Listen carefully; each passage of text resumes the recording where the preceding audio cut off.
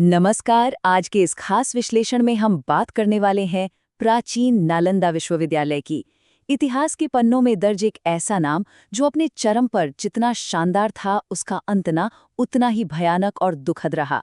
ये सिर्फ कुछ पुरानी ईंटों या महलों की बात नहीं है। हम एक ऐसे विचार की बात कर रहे हैं जिसने पूरी दुनिया को सोचने का एक नया तरीका सिखाया था। 90, जी हाँ, 90 दिन। ये किसी मनगढ़ंत कहानी का हिस्सा नहीं है, बल्कि एक खौफनाक सच्चाई है।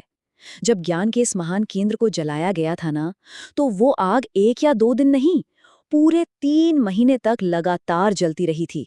बस एक पल के लिए सोच कर देखिए, कागज और ताड़पत्रों का वो कैसा विशाल पहाड़ रहा होगा, जिसने लगातार 90 दिनों तक इंसानियत के सबसे बड़े ज्ञान के भंडार को राख में तब्दील कर दिया। और पता है, वो धुआं जो मगध के आसमान को काला कर रहा था, वो सिर्फ पुराने कागजों का धुआं नहीं था। उस राख में आर्यभट्ट का शून्य था, नागार्जुन का रसायन यानी कि एडवांस्ड केमिस्ट्री थी, और महर्षि सुश्रुत की शल्य चिकित्सा, जिसे हम आज मेडिकल साइंस और सर्जरी कहते हैं, वो थी। कुल मिलाकर कहें तो वो भारत के विज्ञान और हमारी सदियों की प्रगति की राख थी, जो उस दिन हवा में उड़ रही थी। अब 90 दिनों तक जलने वाली इस आग और इस पूरे त्रासदी के असली वजन को समझने के लिए ना, हमें इतिहास में करीब 700 साल पीछे जाना होगा। चलिए चलते हैं।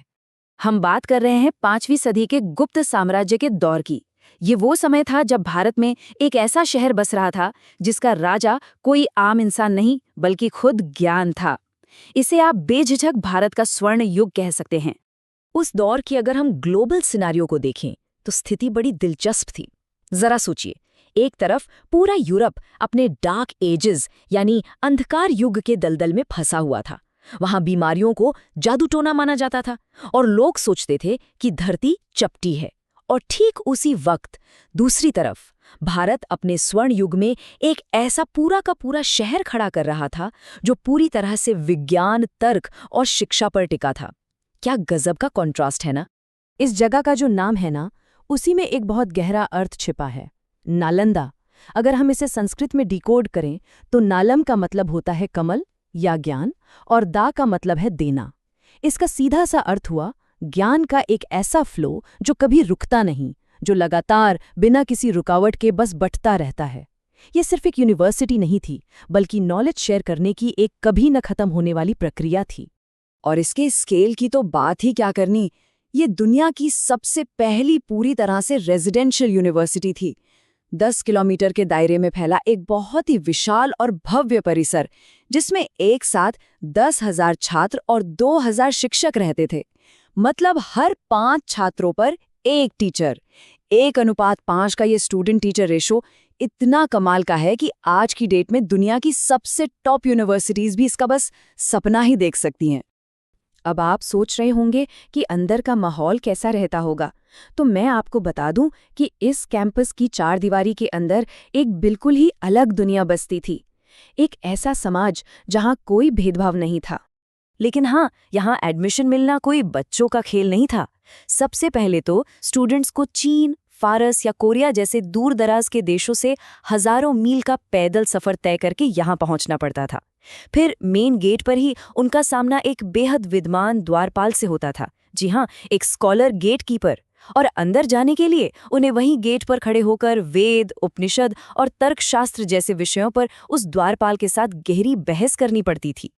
आप इस एंट्रेंस एग्जाम के लेवल का अंदाजा सिर्फ इसी बात से लगा लीजिए कि 80%, जी हाँ 80% छात्र तो उस मुख्य दरवाजे से ही फेल होकर वापस लौटा दिए जाते थे। केवल 20% टैलेंटेड लोग ही उस द्वार को पार कर पाते थे। आप कह सकते हैं कि ये इतिहास का सबसे मुश्किल एंट्रेंस एग्जाम था, जहाँ किसी की सिफारिश नहीं, बल्कि सिर्फ और सिर्फ आपका दिमाग ही आपका इकलौता VIP पास हुआ करता था। और जो लोग अंदर पहुंच जाते थे ना, उनके लिए दुनिया एकदम बदल जाती थी। अंदर कंप्लीट इक्वालिटी थी। आप किसी राजा के बेटे हैं या एक गरीब किसान के, कोई फर्क नहीं पड़ता। सब एक ही थाली में खाते थे और एक जैसे ही कपड़े पहनते थे। इनका जो सिलेबस था वो बहुत ही प्रोग्रेसिव था। वहाँ व्याकरण और वेदों के साथ साथ सर्जरी और लॉजिक भी सिखाया जाता था। और सबसे कमाल की बात थी वहाँ की इंटेलेक्चुअल फ्रीडम। आपको जानकर शायद हैरानी होगी कि वहाँ नास्तिक दर्शन यानी एथियज्म की भी बकायदा पढ़ाई होती थी। वहाँ की कोर फिलॉसफी ही यही थी कि हर बात पर सवाल उठाओ, फिर चाहे वो आपका अपना धर्म ही क्यों ना हो। अब इस पूरी बौद्धिक क्रांति को मुमकिन बनाने वाला जो असली पावर हाउस था ना, वो था एक नंबर 90 लाख।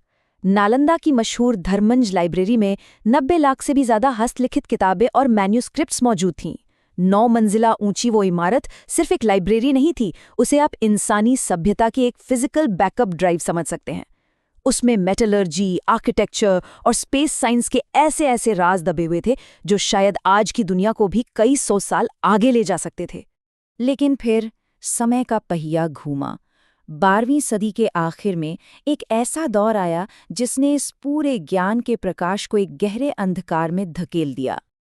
अब यहाँ पर एक बहुत बड़ा सवाल खड़ा होता है, आखिर ऐसा क्या हुआ कि एक बिल्कुल शांत, निहत्थे ज्ञान के केंद्र को इतनी बेरहमी से तबाह कर दिया गया? बख्तियार खिलजी जैसे एक क्रूर मिलिट्री जनरल ने एक ऐसी जगह को अपना निशाना क्यों बनाया जहां सेना नहीं बल्कि सिर्फ छात्र और शिक्षक रहते थे? इस सवाल का जो जवाब है ना, वो इतिहास की एक बहुत ही अजीबो-गरीब घटना में छिपा है। होता क्या है कि बख्तियार खिलजी एक बार बहुत बुरी तरह बीमार पड़ जाता है। जब उसके अपने सारे हकीम उसे ठीक करने में नाकाम हो जाते हैं तो मजबूरी में नालंदा के आयुर्वेद विभाग के प्रमुख को बुलाया जाता है। लेकिन खिलजी अपनी जिद पर अड़ा था। उसने साफ कह दिया कि वो किसी गैर मजहब वाले के हाथ से दवा नहीं खाएगा। तब वैद्य ने गजब का दिमाग लगाया।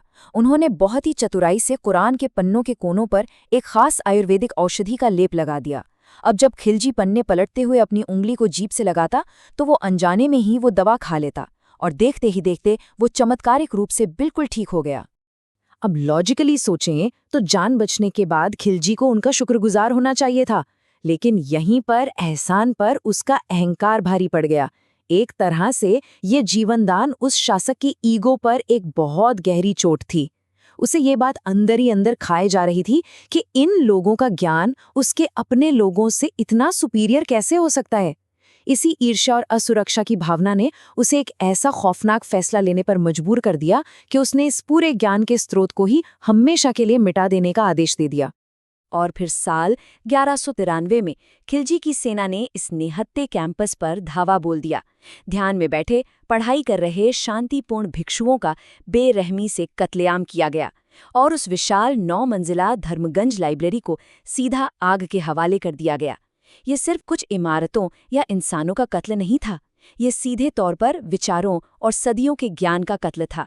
और इसका नतीजा ये हुआ कि उस पूरे क्षेत्र में अगले 600 सालों तक एक खौफनाक बौद्धिक सन्नाटा छा गया। लेकिन कहते हैं ना, विचार कभी मरते नहीं हैं, वो बस राख के नीचे दबे रहते हैं, एक नई चिंगारी के इंतजार में। और नालंदा के साथ भी बिल्कुल ऐसा ही हुआ। नालंदा के फिर से उठ खड़े होने का ये सफर भी बड़ा दिलचस्प है। 19वीं सदी में एक ब्रिटिश आर्कियोलॉजिस्ट अलेक्जेंडर कनिंघम ने एक चीनी यात्री की पुरानी किताब के सहारे इन खंडहरों को खोज निकाला और दुनिया को याद दिलाया कि हम क्या खो चुके हैं। फिर बहुत सालों बाद 2006 में हमारे पूर्व राष्ट्रपति डॉक्टर APJ अब्दुल कलाम जी ने इसे दोबारा जीवित करने का एक विजन रखा और फाइनली उनकी मेहनत और एशिया के कई देशों के सहयोग से साल 2014 में मॉडर्न नालंदा यूनिवर्सिटी ने एक बार फिर से अपने दरवाजे दुनिया के लिए खोल दिए। अगर आप मुझसे पूछें कि नालंदा की सबसे बड़ी सीख क्या है, तो उसकी असली आत्मा इस एक छोटे से श्लोक में बसती है, सा विद्या या विमुक्तये। इसका सीधा सा मतलब है कि सच्ची शिक्षा वही है जो हमारे मन को डर, अज्ञानता और नफरत से पूरी तरह आज़ाद कर दे। शिक्षा का असली काम आपके दिमाग में सिर्फ इन्फॉर्मेशन भरना नहीं है, बल्कि आपको मानसिक गुलामी से हमेशा के लिए मुक्त करना है। तो दोस्तों, आज के इस विश्लेषण के अंत में एक बहुत ही गहरा सवाल हमारे सामने आकर खड़ा होता है। आगे चलकर क्या हम ज्ञान की उस आग को जलने देंगे जो पूरी दुनिया को रोशन करती है, या फिर नफरत और अहंकार की उस आग को जो जीती जागती सभ्यताओं को राख कर देती है?